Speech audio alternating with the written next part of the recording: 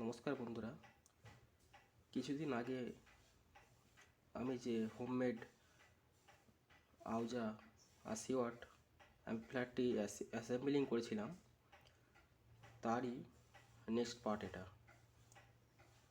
আজকে আমি পুরোপুরি দেখাবো যে এই মেশিনটি পাওয়ার সাপ্লাই দিয়ে পুরো অন করে দেখাবো। কিন্তু দুঃখিত, এই ভিডিওটি করার প্রথমে আমার এতটা কিছু সেট আপ ছিল না বলে তবু যেটুকু পেরেছি তৈরি করেছি। এই ক্যামেরা শ্যুট করতে পারিনি। এই ট্রান্সফর্মার ওয়াইন্ডিং, এটা হচ্ছে ড্রাইভার ট্রান্সফর্মার, এই দুটোই ঠিক আছে। এটা হচ্ছে পাওয়ার আউটপুট যে ট্রান্সফর্মারটা সেটা, আর এটা হচ্ছে ড্রাইভার। এর আউজা এমন একটা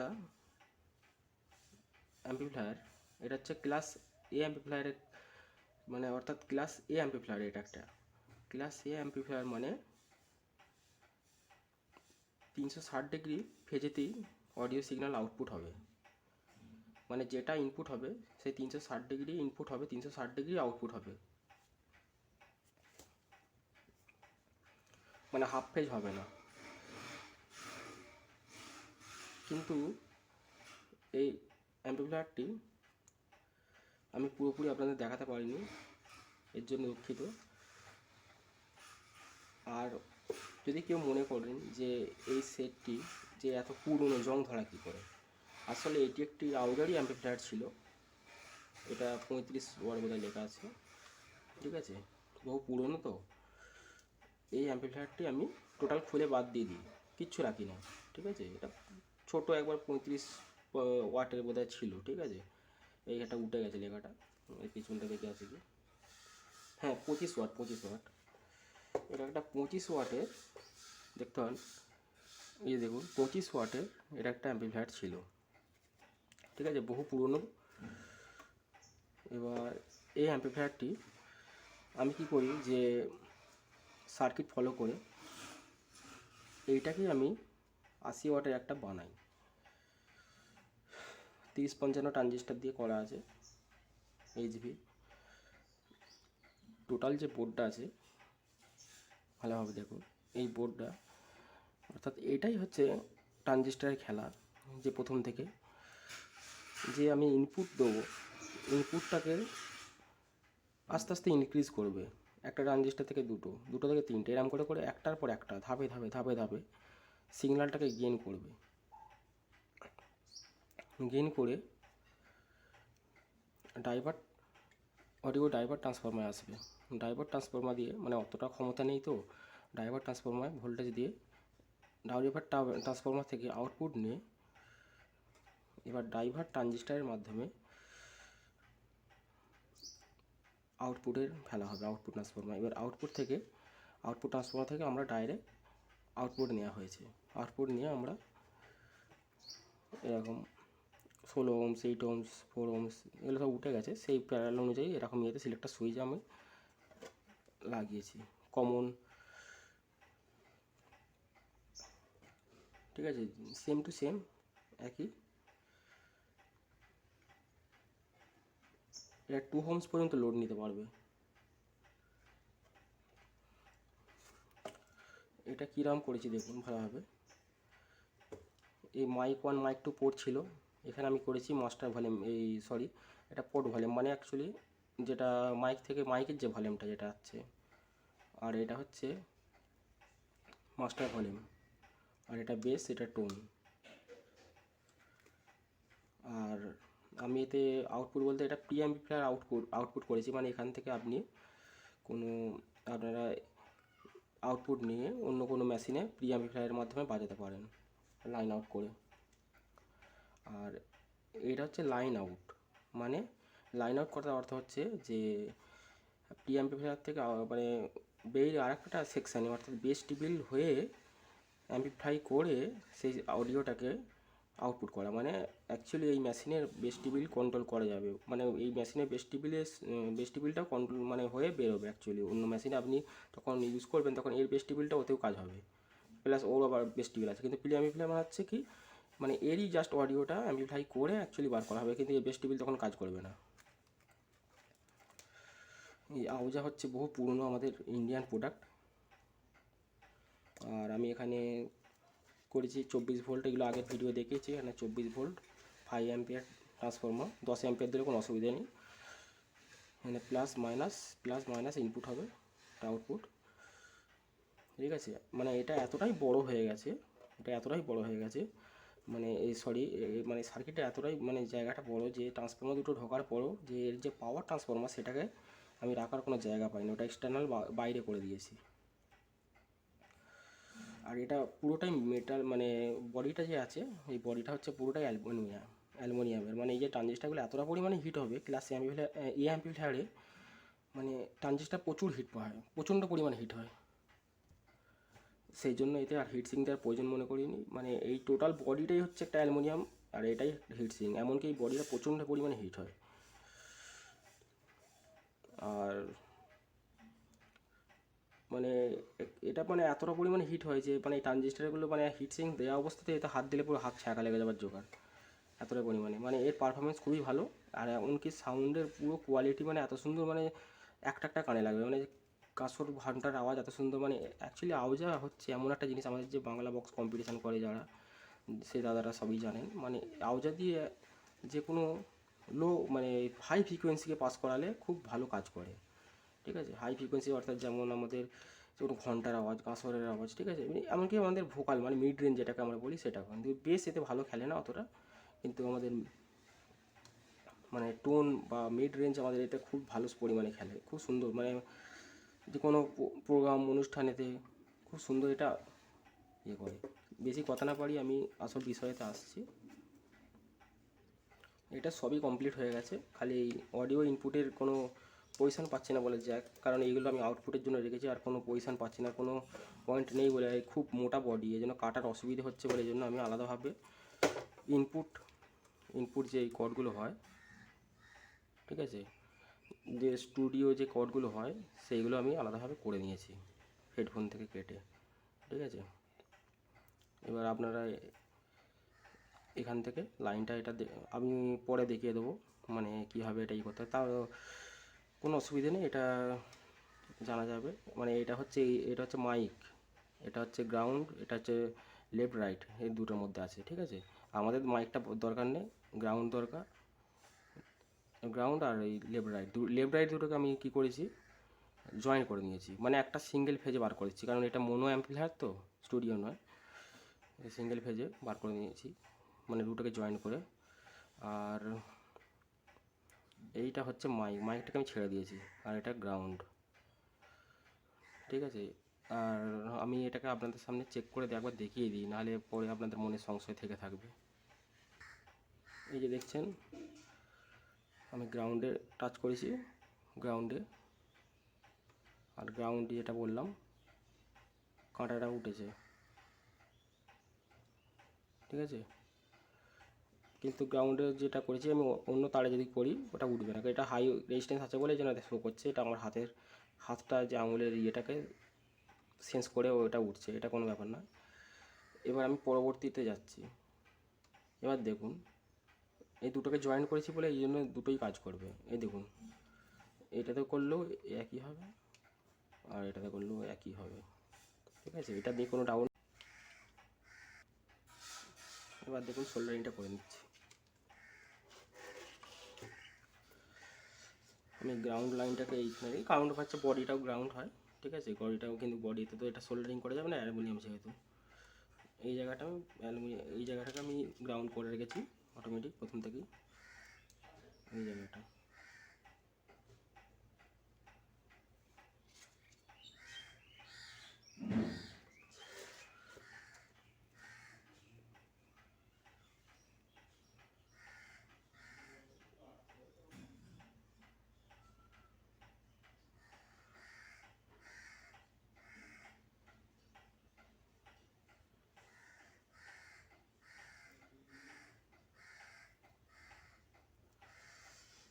তার আগে একটা জিনিস, এটাকে বার করে নিই বাইরে থেকে, নাহলে আবার ঠেকে যাবে।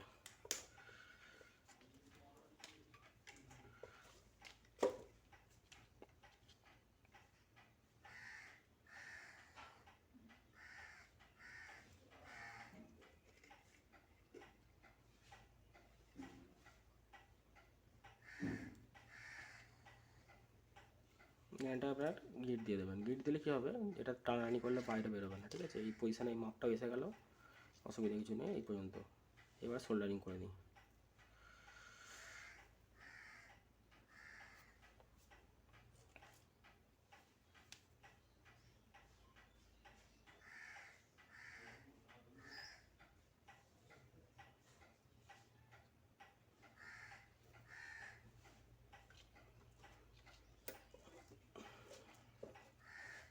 এই পর্যন্ত কমপ্লিট।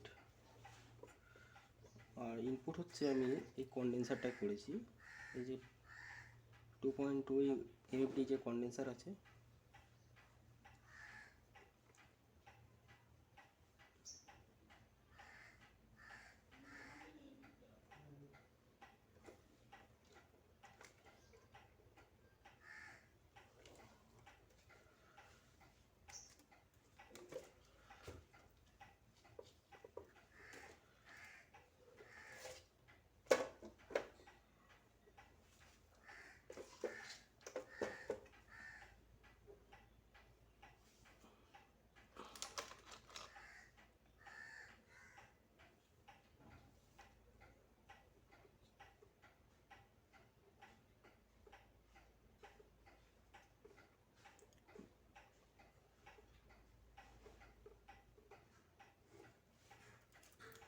ইনপুটের কানেকশন শেষ, আর কিছু নেই এতে।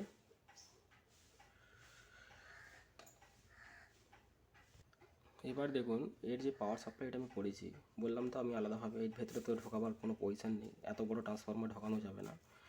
এটা হচ্ছে 24/024 5 অ্যাম্পিয়ার ট্রান্সফরমার আছে, ঠিক আছে। এতে ফিল্টারের জন্য দিয়েছি দুটো 47 এমএফডি কন্ডেন্সার, ঠিক আছে। এটা ভোল্টেজ দেওয়া আছে 63 ভোল্ট। আর রেকটিফায়ার 6 অ্যাম্পিয়ারের যে ডায়োড হয় 6A, ওই ডায়োড দিয়ে এটাকে সিটি দিয়ে ব্রিজ করে নিয়ে সিটি রেকটিফায়ার করেছি।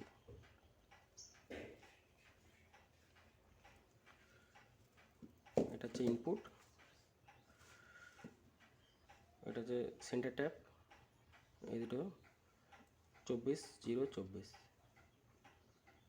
ইন, দুটো এসি কমন করে, এটা হচ্ছে প্লাস আর এটা কমন, এটা হচ্ছে এটা মাইনাস, ঠিক আছে। প্লাস মাইনাস নিয়ে আলাদাভাবে দুটোকে নিয়ে এই অরেঞ্জ তারটা, এই সরি তার ইয়েলো তারটাকে আমি করেছি কি প্লাস, এটারটা মাইনাস, ঠিক আছে। এবার আমি এটাকে লাইন দিয়ে একবার চেক করে দেখছি কত ভোল্টেজ আসছে। লাইন দেওয়া হয়ে গেছে, ডিজিটাল মিটারের সাহায্যে আমি মেপে দেখছি। যেহেতু 24 ভোল্ট, তাহলে আমাকে 200 রেঞ্জে রাখতে হবে মিটারকে।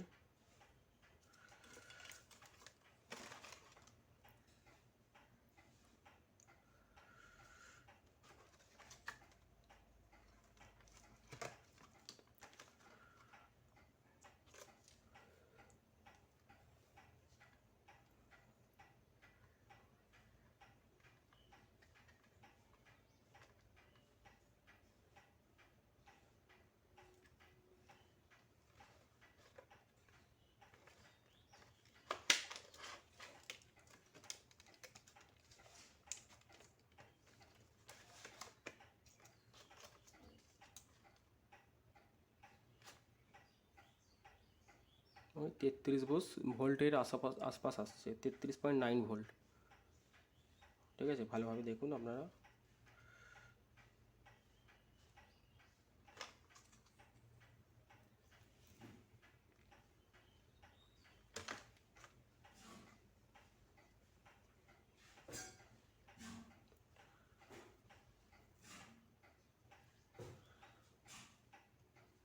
লুজ হচ্ছিল,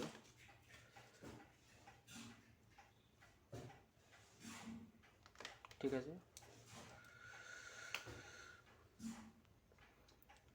পাওয়ার আমি অফ করে দিয়েছি, কিন্তু তাতেও ক্যাপাসিটার চার্জ থাকে।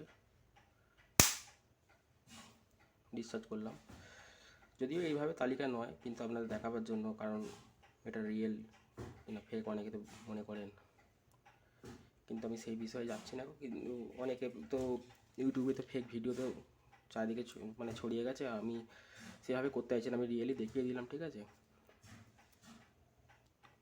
এবার প্লাস মাইনাসটাকে ঠিকভাবে দেখে সুন্দর করে লাগাতে হবে, কারণ যখন এই মেশিনটা যখন ব্যাটারিতে চলতো এই সময় এই ব্যাটারি লাইনেতে আমি এটা করেছি আউটপুটে, এই ট্রান্সফর্মার যে লাইনটা, কারণ ট্রান্সফর্মার ভেতরে ঢোকানো যাবে না, প্রথমেই বলে দিয়েছি আমি। এটা পজিটিভ লাগিয়ে দিয়েছি।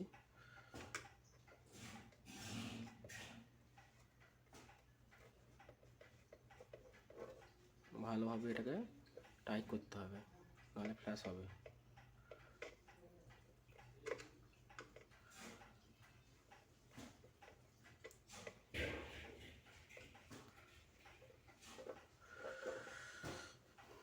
আর মাইনাস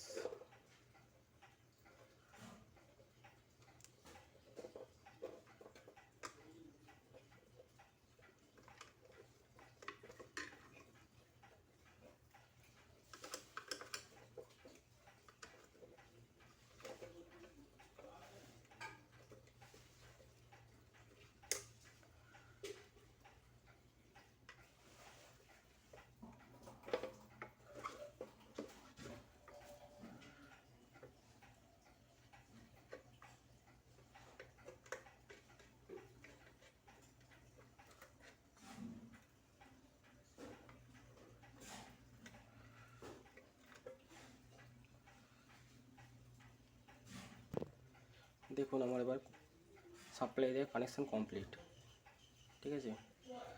এবার স্পিকার,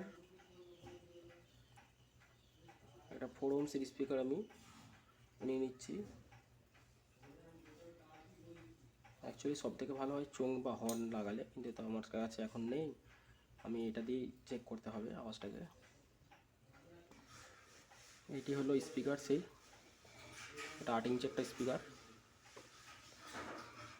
ঠিক আছে। 40 ওয়াট স্পিকার আছে। এটা এক সাইড করে নিই, না জায়গা অসুবিধা হবে, রাখা যাবে না।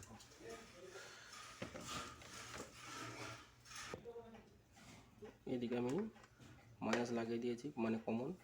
এটা 4 ohms-এ কানেকশান করছি। কানেকশান মোটামুটি হয়ে গেছে আমার।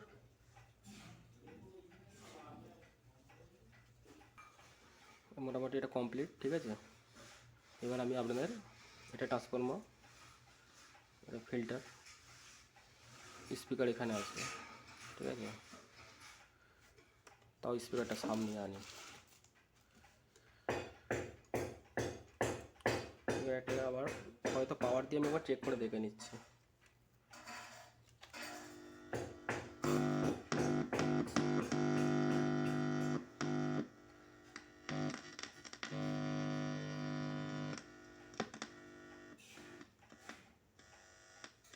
প্রচুর পরিমাণে হিট হচ্ছে।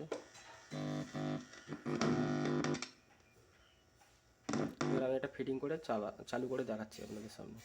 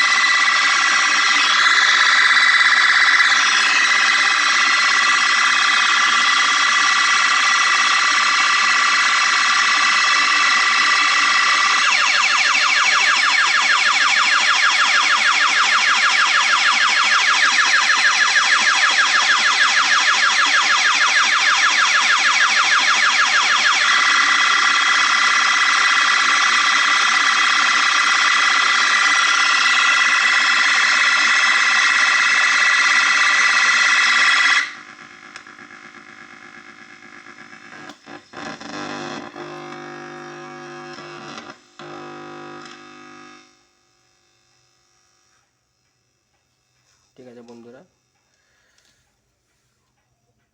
এটা হচ্ছে পাওয়ার এলইডি। ঠিক আছে, পাওয়ার এলইডি গ্লো করেছে দেখুন। আর ভিডিওটা কেমন লাগলো একটু ভালোভাবে কমেন্টে জানাবেন।